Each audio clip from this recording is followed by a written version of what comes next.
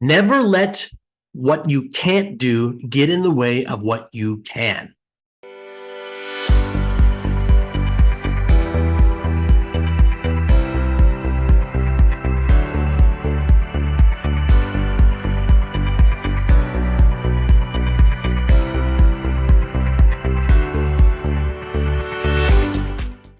Never let what you can't do get in the way of what you can. Marketing wisdom from the great football coach, Mr. John Wooden.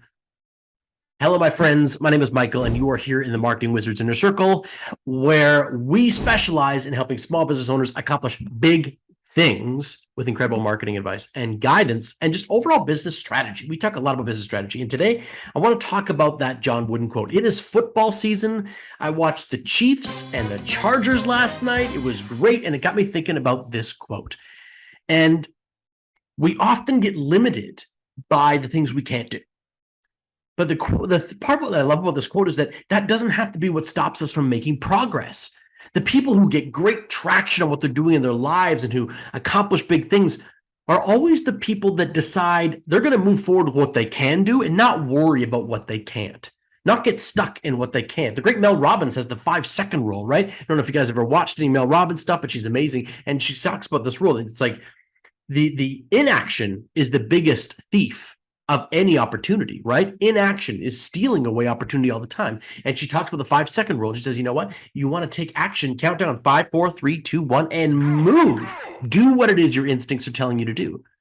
And as a business person, as an entrepreneur, as someone who wants to accomplish more in their lives, this becomes a critical thing to remember. Don't let what you can't do interfere with what you can.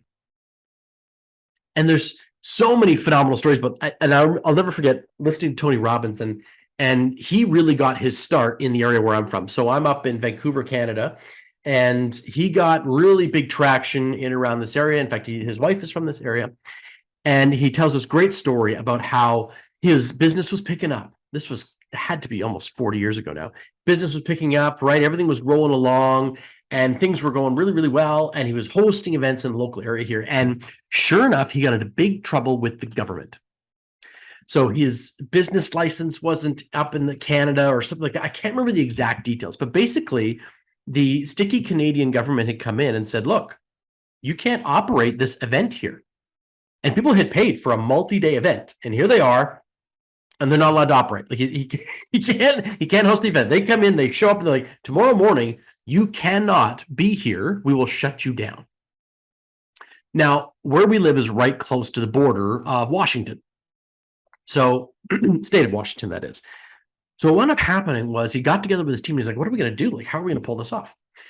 And so overnight, they figured out that they were going to book a series of buses and a space for the event down in Bellingham, which is just south of the border. So it's just on the other side of the border from Vancouver, Canada.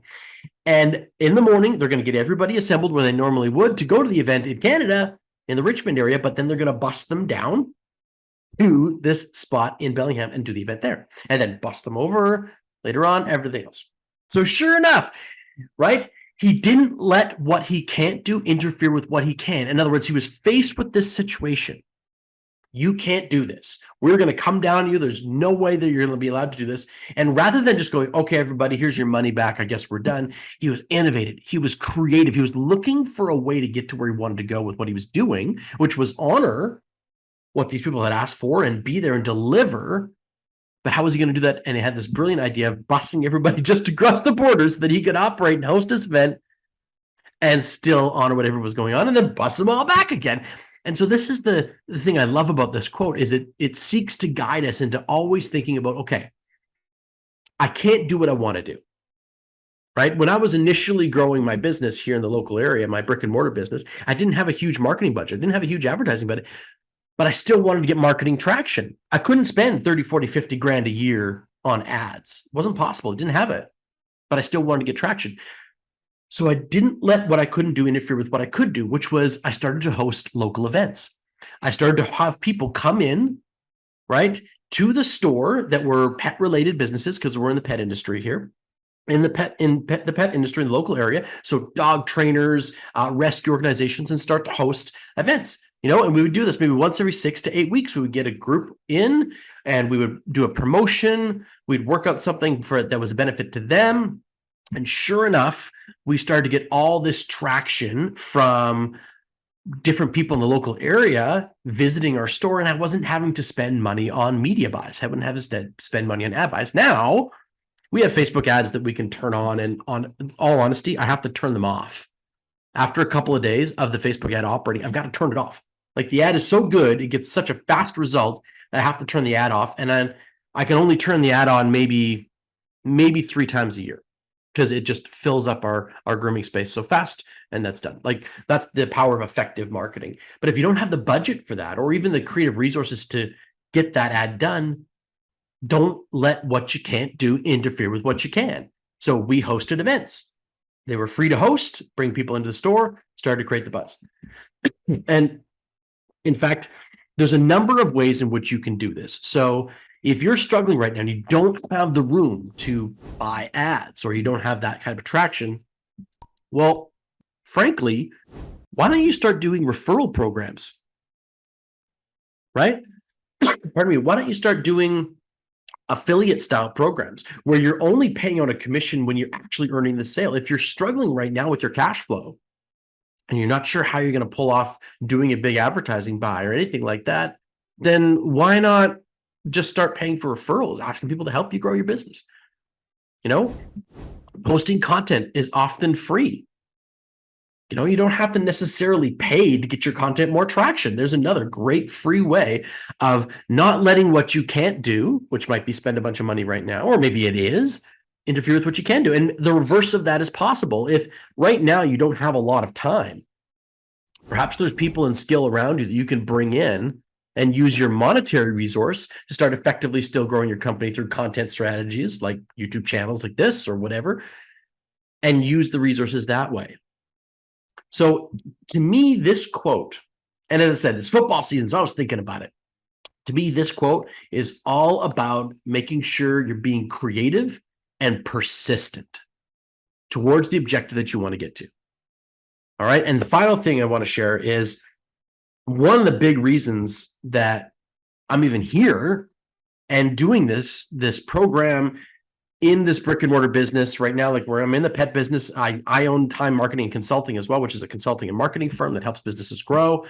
But the only reason I'm here and doing all this stuff is because my mom was bold. Because my mom was let go from her business, from her job 30 years ago now, and decided, well, I'm not going to let what I can't do interfere with what I can't do.